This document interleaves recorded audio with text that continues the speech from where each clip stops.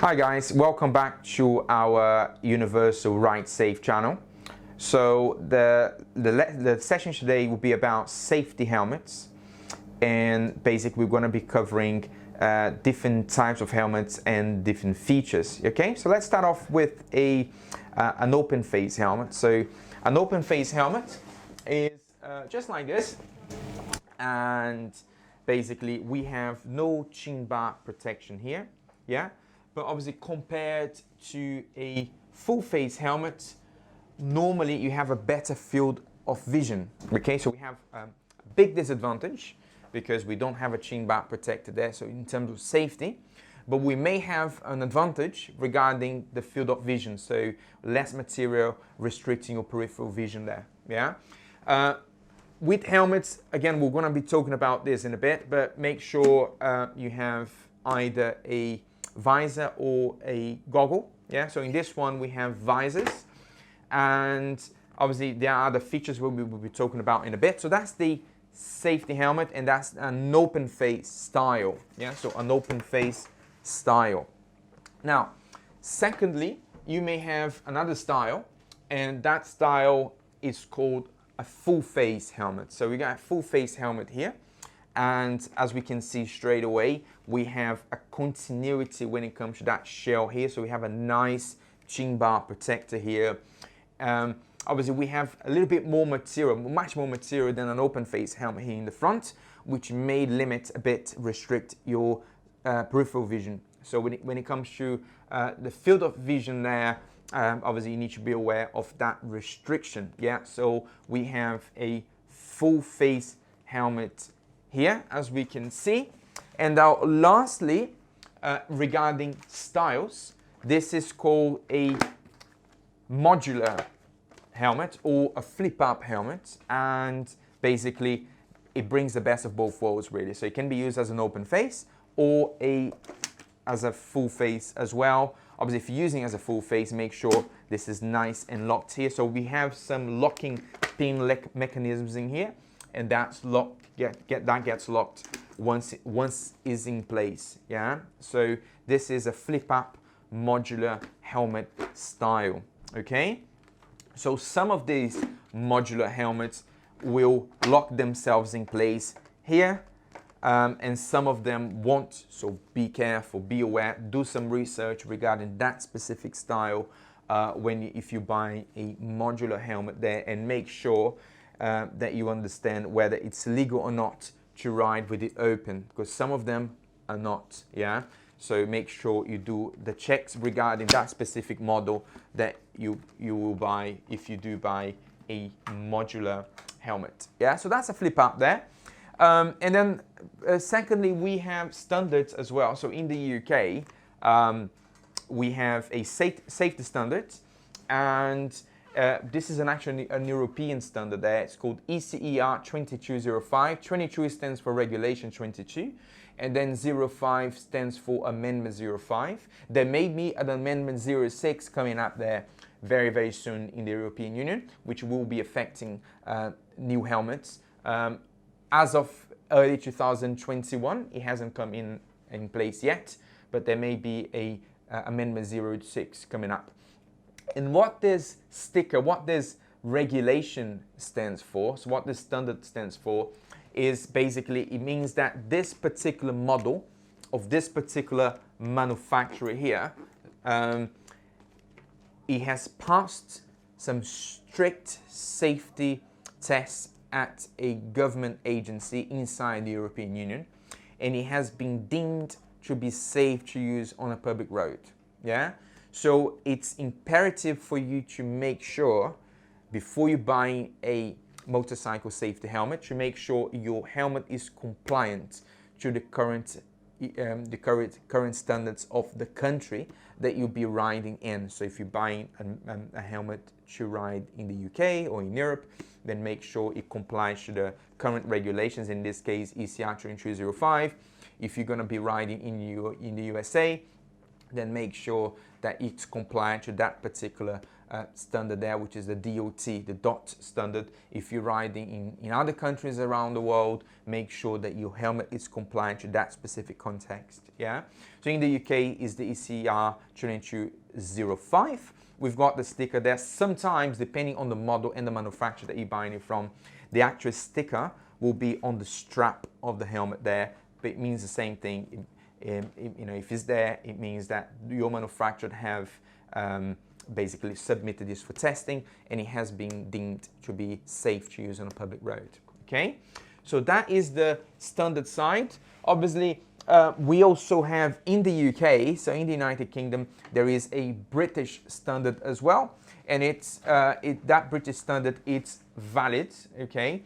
But obviously, because it can, as far as I know, that helmet, if it's not compliant to any other standard, can only be commercialized within the United Kingdom. So most of the manufacturers would do prefer, regarding European context, is submitting it to an European testing agency rather than the British standard, because then they can then commercialize their helmets inside the whole European Union and also the United Kingdom as well.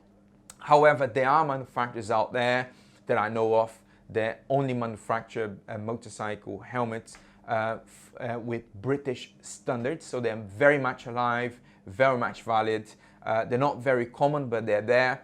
And still valid. Okay, lovely. So on the screen there you can see the BS, the British standard, in there. Lovely. Now regarding racing, so obviously if at some point in the future or now, if you want to use your helmet on a racing track, you need to make sure that your helmet is compliant with the British motorcycle sport. So again, in the context of the United Kingdom, so we've got that golden sticker at the back. It's normally only a full face helmet that can be used on a racing track for obvious reasons. And this helmet in particular is compliant. Okay, lovely. So that is that construction of the helmet. So basically, as we can see on the screen now, the helmet, we have 3 primary layers on a helmet. So I'll take one of the helmets now. So we have the outer shell here, which is the outer layer, is normally hard stuff. Yeah, this outer shell here can be made of different materials. So this one here, I believe, is carbon. So carbon is relatively strong and relatively light as well. It comes at a cost, so it costs you a bit of money, but we have a little bit more strength, and it's a little bit lighter than some other cheaper materials, such as thermoplastic. So thermoplastic, which I think this one is made of thermoplastic, straight away I picked it up and I can see a little bit heavier, that even though it is an open face, so I don't have chin bar or anything like that, but it still feels to me a little bit heavier. I can see the weight here. This one is 1 kilo and 350 grams. Compared to this one, which is a full face, this one is 1 kilo 315 grams. So basically, this is a full face, more robust, has a chin bar, and because it's made of carbon fiber, it feels lighter, and it is lighter than the thermoplastic here. So thermoplastic, straight away, it's normally heavier than carbon fiber. Normally heavier than fiberglass as well, which is another type of material, which is sort of a medium.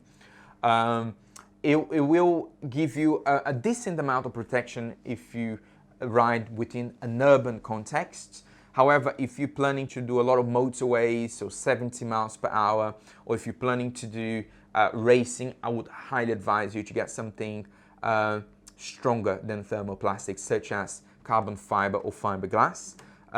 So basically, again, it's about doing research regarding your specific helmet.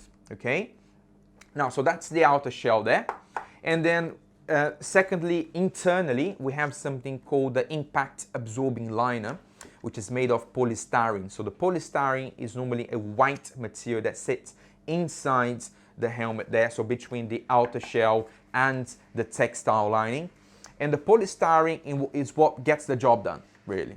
So the polystyrene is what absorbs the shock wave there of the impact. So God forbid, if you fall off the bike or if you have an accident, if you hit your head somewhere, then that impact, that G-force gets dissipated throughout the helmet there, and the polystyrene does the job by absorbing that impact, and it absorbs it by compressing itself, but it doesn't uncompress, so it stays compressed. And that's why we say that the motorcycle safety helmet is a one-off impact device. So one impact only.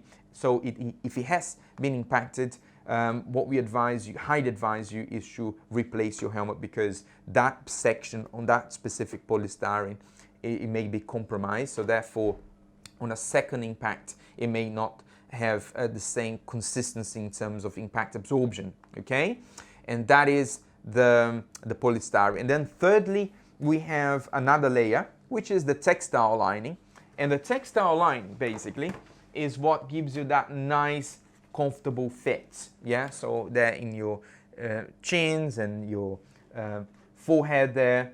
So that textile there is normally removable. So normally I can remove parts of the textile and wash it with soap and water by hand.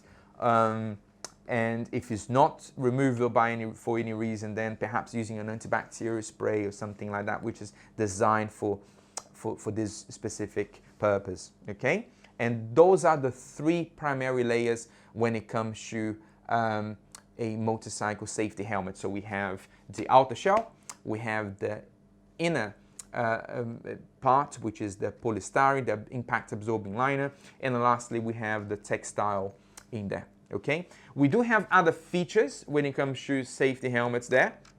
So basically we may have air vents, like in this helmet. In this case, it does have air vents in there. We may have obviously in this case of this helmet, we have a visor as well, and we also have basically straps in there. So this one is a double D ring strap. So there are features there. So again, it's about getting used to the features and the characteristics of specific helmet and how they work. So in terms of where the air vents are and whether they're controllable or not. Okay, so that is that. We'll be talking about basically straps in a bit, and we'll be talking about visors in a bit as well. So keep watching.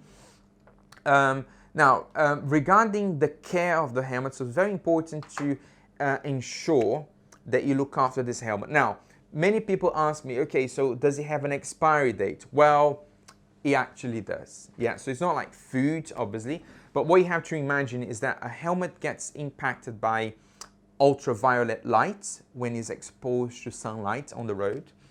And as it does that, the polystyrene inside may start to sort of deteriorate, and with continued UV light exposure, and basically, you know, as you ride during the daytime, for example, and obviously with sweat, obviously the human sweat is normally acidic, and obviously that will filter down, will end up at some point obviously being soaked by the textile, and at some point as well will get in contact with the polystyrene, which will further deteriorate the polystyrene as well. So what we say regarding safety helmets is that you should have a shelf life on it between 3 to 5 years. Again, that's correlated to the use. So the more you use it, probably more UV light exposure, more sweat exposure, more wear and tear that you add to that helmet. So you may have to replace the helmet much sooner than that. Okay, but it's more or less 3 to 5 years, but again, it's about watching the helmet, they're observing the wear and tear, and so on. Okay. Now, regarding care of the helmet, so it's very important to obviously not drop the helmet. So what I say to my trainees is, if they're not wearing the helmet on their heads, the helmet has to be kept in a safe place there, away from danger. Okay. So basically, always upright, away from danger. What I do advise my students to do is to put their gloves down, you know, say, you know, in the classroom, for example, if you're here, you know, find a safe place, gloves down, and then helmet on top in the upright position. So first rule about helmets, look after it. If it's not in your head, really put somewhere safe, okay? Keep your visors clean and scratch free, because obviously if you have a scratch here, that may interfere with what you can or cannot see, okay? So again, in terms of the exterior side of the helmet, perhaps using soap and water to clean it and make sure it's nice and shiny and clean. Okay, so very important there. Try not to use any chemicals or anything that may get in contact with the polystyrene or that may deteriorate any parts of the helmet there. So make sure that you wash it with soap and water only and not with any heavy chemicals. Okay, lovely. Okay, now the fit of the helmet. So obviously it's important you understand this is a personal equipment. Yeah, so it's a PPE, personal protection equipment. And as PPE, it's personal. It's like a toothbrush. Okay, so what I would advise you to do is do not lend the helmet to someone else. And the reason why, because the polystyrene, as soon as you use it for the first very time, it's like get slightly molded to the shape of your head, and we all have different shapes, okay? So it's important to make sure that you keep it for yourself and obviously not lend to someone else, not borrow from someone else as well. So it's a personal protection equipment, yeah? Make sure that you understand that. And then again, before you buy a helmet, make sure you try it on. You try it on just for a few minutes, not to compromise the polystyrene, and try it on for a few minutes and make sure it's a good fit for you. So a bit tight around the cheek, but not too tight on the forehead. So a nice, comfortable fit. So it's very, very important to try a nice, comfortable fit. If it's not comfortable, it means that perhaps it's not the right helmet for you. It's not the right size, perhaps it's just not the right model for you, okay? So make sure it's a nice, comfortable fit. Okay, lovely. So that's it regarding the fit of the helmet there. Now, regarding strap. So the strap is like, the way I see it, it's like a seat belt. Yeah, so make sure you have it on, make sure it's nice and strapped before you can ride your bike. So there are many types of different straps out there. And the reason why we need to have the strap done properly is because of safety first and foremost, because that's what would keep the helmet on your head, especially because if you have an impact, for example. And it's about the legalities of things as well, because that's a legal requirement. Again, it's like having a seat belt or not having a seat belt, yeah? So make sure before you ride your bike that your strap is fastened correctly. So there are many types of straps, so I'll show you a few on the screen now. So this one is called the seat belt type. Why? Because it resembles a seat belt, as we can see there. We have a button to push, and then we have a metal ring there in terms of adjusting the actual strap, another seat belt type there, just a different design. And then we have something very curious, and that is called a ratchet style. Yeah, so ratchet style here. And that adjusted click by click, and to release you either pull a string, or in this case I just lift up that button there. Yeah, that is called the ratchet style. I have another one here as well, which is, yeah, that's pretty much the same as well. We have a string here, and then we'll pull the string in there. Yeah, so that is ratchet. Yeah, just like a ski boot, isn't it? Now, we also have something called the double D ring. Now, the double D ring is commonly used on a racing track, and that's what we call the old style, or the old school style. And basically consists of the strap and two metal rings in there. And basically your job is to make sure this is done up properly in there. So you normally pass the strap through both rings, and then you open them up like this, and then you pass this strap through one, and then you can use this button here to basically ensure that this is safely tucked away. Okay, and this is called the double D ring. Yeah, so again, many different styles out there. What I would advise you to do is, before you buying a helmet, is to check the type of the strap that you have as well, so that you get something that suits you. Yeah, some people have a love and hate relationship with their straps, so make sure that you buying the helmet, not just because of the design, not just because of the graphics, not because of the model, but because of all the features there. Make sure that it suits you. Okay, lovely. Now, moving on, we have eye protection. So basically, again, this session here I'm doing, guys, it would normally a session I would be doing with my trainees, and with a lot of Q&A to make sure to establish what they know and what they don't know, and then to fill the gaps. Obviously, right now it's just me and you on the other side of the screen, so there's no way to do Q&A here, but and that's why I'm doing the way I'm doing. Now, regarding eye protection, so it's a legal requirement to have eye protection as well. And why? Because we need to protect ourselves from the environment out there. So I may have rain, I may have insects, I may have dust or dirt flying around.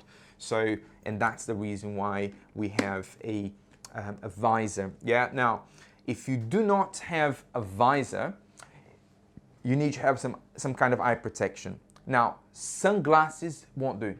Okay, you need to have something called goggles. So like the screening there just now, those are goggles. It's like aviator sort of glasses, isn't it? So goggles are normally seals here.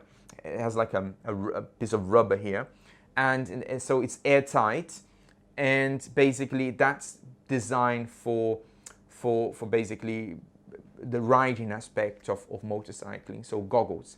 So if you do not have a visor, you need to be wearing goggles in order to be riding legally in the UK roads. Now we have a visor on this, and the visor must comply to also the safe standards as well.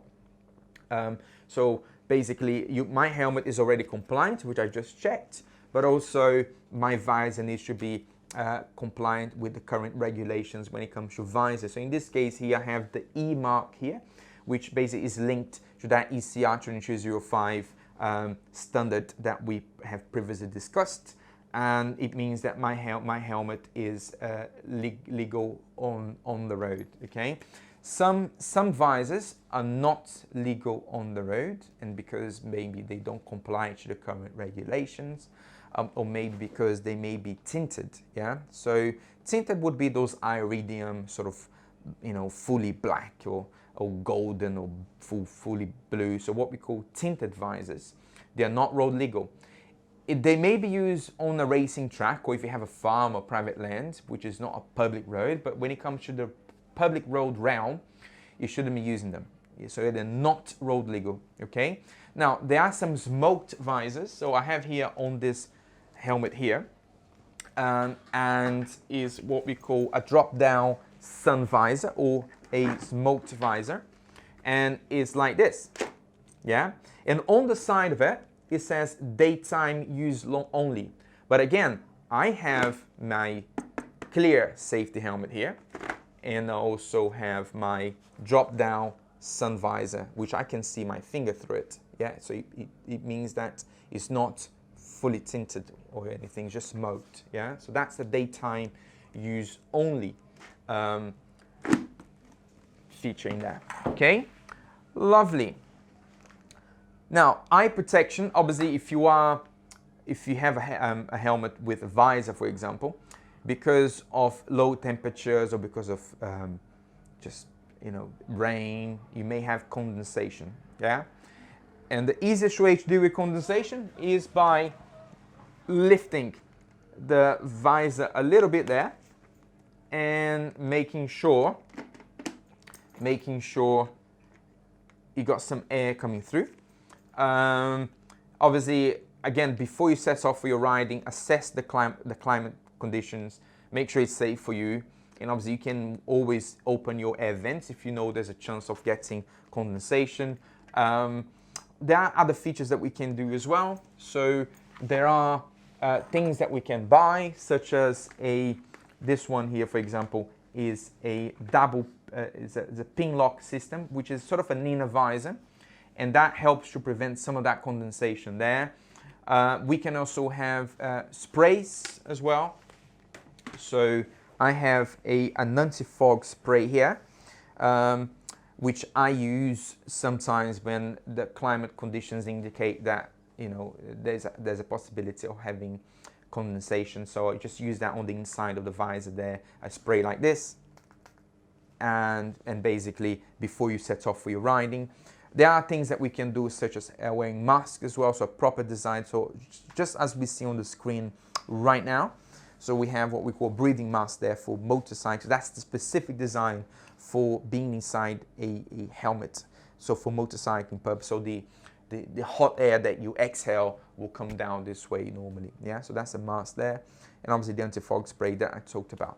Okay, so there are things that we can do. Again, it's about getting familiar with that safety helmet, understanding where the features are, so where the air vents are, and understanding what else we can do to prevent that condensation, perhaps by having a pin lock system there, perhaps by having an inner visor, perhaps by using an anti-fog spray or a mask, or ultimately just lifting it up a little bit there so to allow the air to come through and clear some of that condensation there. Okay, and now ultimately, lastly, if you cannot get rid of that condensation, if it's getting dangerous, find a safe and convenient location and pull up on the left. Okay, lovely. Well, thank you for watching this session of safety helmets. On my next session, we'll be talking about safety equipment. Yeah, so we'll be talking about jackets, trousers, gloves, boots. Yeah, so obviously, just to clarify one more time, safety helmet is the only piece of equipment which is a legal requirement when it comes to the UK. Yeah, everything else, jacket, trousers, gloves, it's highly, highly, highly advisable, but you're not obliged by law to wear it on a public road. Okay, thank you for watching.